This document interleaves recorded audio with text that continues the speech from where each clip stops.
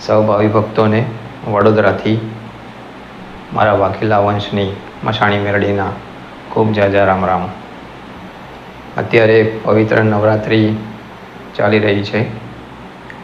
ઘણા પોતપોતાના દેવસ્થાને કોઈ ભક્તિમાં લીન હશે, કોઈ તપસ્યામાં લીન હશે, કોઈ માળા કરતું હશે, કોઈ સાધના કરતું હશે, કોઈ કઠોર તપ કરી રહ્યું હશે. જેને જેવું જ્ઞાન મળ્યું, જેવી શીખ મળી, જેવું એમના ગુરુએ જ્ઞાન અર્પણ કર્યું, તેવું તેમને ભક્તિ શરૂ કરી. પણ ઘણાના મનમાં પ્રશ્ન એવા ઉઠતા હશે કે આટલી ભક્તિ કરવા છતાં અમારી માતાઓ અમારી પર રાજી કેમ નથી? અમારી માતાઓને અમે નિવેદ આપીએ છીએ, પણ અમારી માતાઓ નિવેદ લેતી કેમ નથી? એમને ખબર કેમ નથી પડતી? એટલે આ વખતે આઠમની નવરાત્રિ, જે માતાઓનો જમણવારનો દિવસ કહેવાય, આખા વર્ષ સુધી આપણે આ દિવસની રાહ જોઈ રહ્યા હોય કે ક્યારે આઠમ આવે અને અમે અમારી માતાઓને જમાડીએ. ઘણાના ત્યાં આઠમના હવાનો થતા હોય, કોઈના ત્યાં નોમની પલ્લી ભરાતી હોય. પણ આજે હું તમને એક એવો ઉપાય આપીશ જેના થકી તમને અનુભવ કરવાથી, એનો ઉપયોગ કરવાથી તમને તમારી માતાઓનો અનુભવ 100% થશે. જેમ ઘણી દીકરીઓ, અત્યારની દીકરીઓ 16 શણગાર સજી ગરબા ગાવા જતી હોય, એમ તમે પણ તમારી માતાઓ માટે શણગાર રાખો. સારી બંગડી આપો, સારી ચૂંદડી આપો,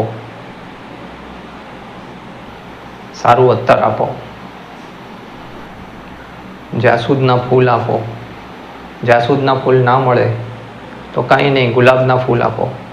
ગુલાબના ફૂલ ના મળે તો કાંઈ નહીં, તમને ભાવથી જે ફૂલ મળ્યા એ ફૂલ અર્પણ કરો તમારી માતાને.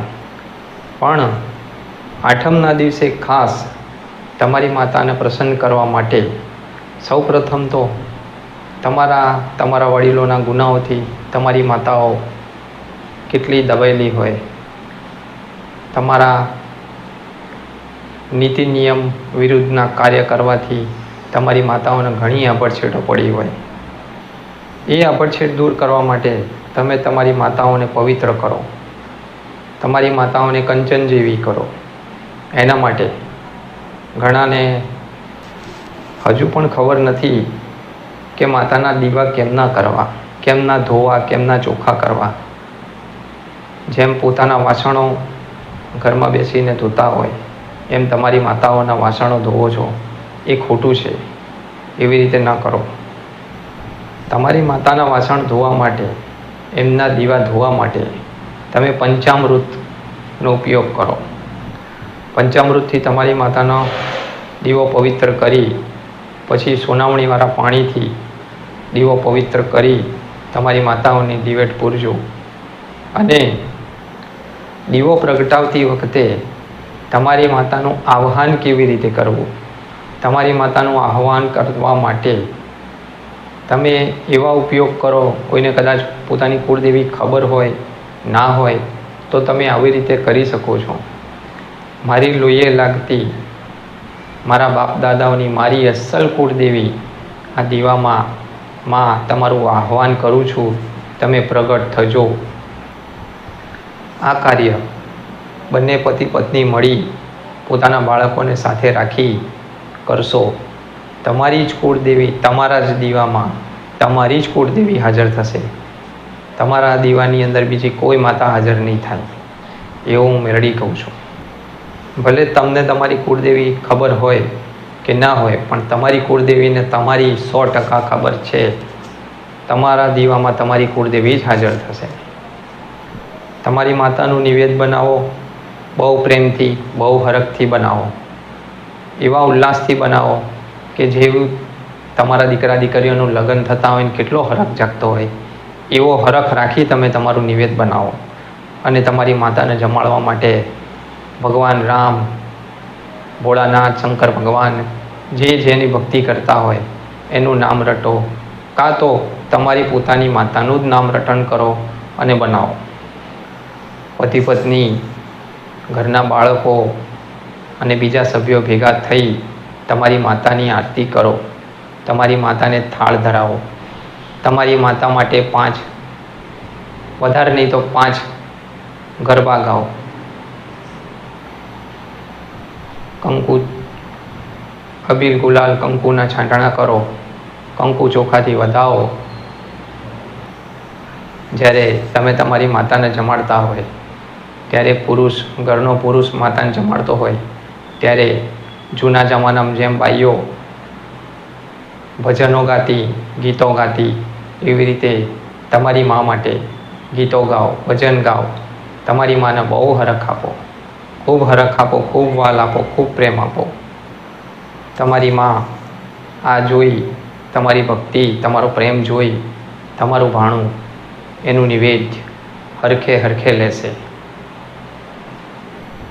જીવનમાં ક્યારેય તમને કશું માંગવાની જરૂર નહીં પડે. તમારી કુળદેવી, તમારી માતાઓને ખબર જ છે કે તમારા માટે શું સાચું છે અને શું સારું છે, એ એને ખબર જ હોય છે.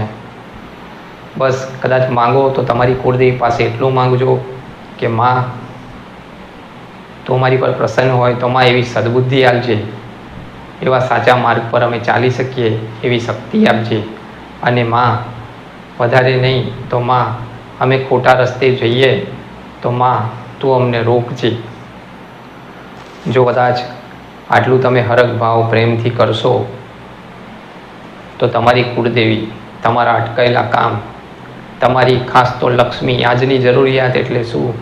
લક્ષ્મી, પૈસો, ધન દોલત જો કદાચ દુનિયામાંથી ખેંચી ના લાવવા ને તો હું વાઘેલા વંશની મેલડી મટી જાઉં.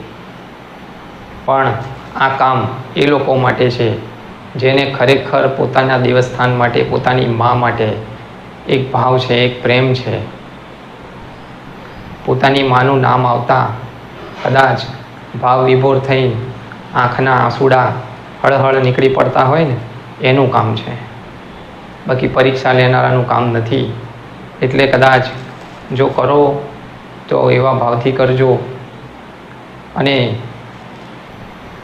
મારા પ્રત્યે થોડો ભાવ પ્રેમ હશે તો મને વડોદરાની ચામુંડ મેલડી યાદ કરજો. જો કદાચ તમારી માતાના ભાણા લૂંટવાવાળી કોઈ દેવ હોય, કોઈ પણ શક્તિ હોય, કદાચ એને ઊભી રાખી તમારી માતાને નિવેદ લેવા દઈ અને એ નડવાવાળી દેવ જે પણ હોય એનો કોટે કોટાનો ન્યાય કરી તમારા રસ્તા ચોખ્ખા ના કરી આપું તો હું વાઘેલા વંશની મેલડી મટી જાઉં.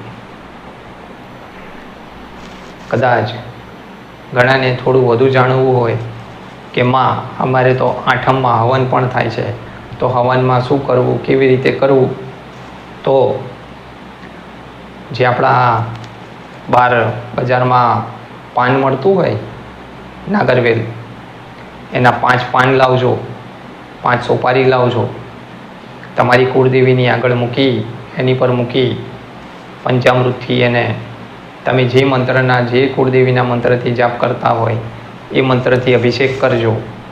પછી શુદ્ધ પાણીથી એને ચોખ્ખા કરજો. અબીલ, ગુલાલ, કંકુ એના છાંટણા કરી, એના તિલક કરી ફૂલ અર્પણ કરજો. પછી તમારું હવન જે પણ હોય સંવિધાથી, તમારી પદ્ધતિથી જે કરતા હોય એ કરજો.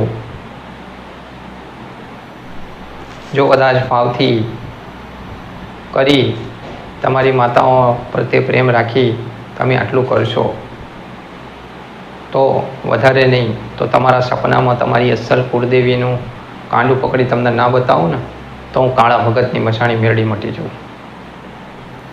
ભલે નવરાત્રિના પાવન દિવસોમાં સૌને મારા મસાણી મેરડીના ખૂબ ખૂબ આશીર્વાદ. રામ રામ.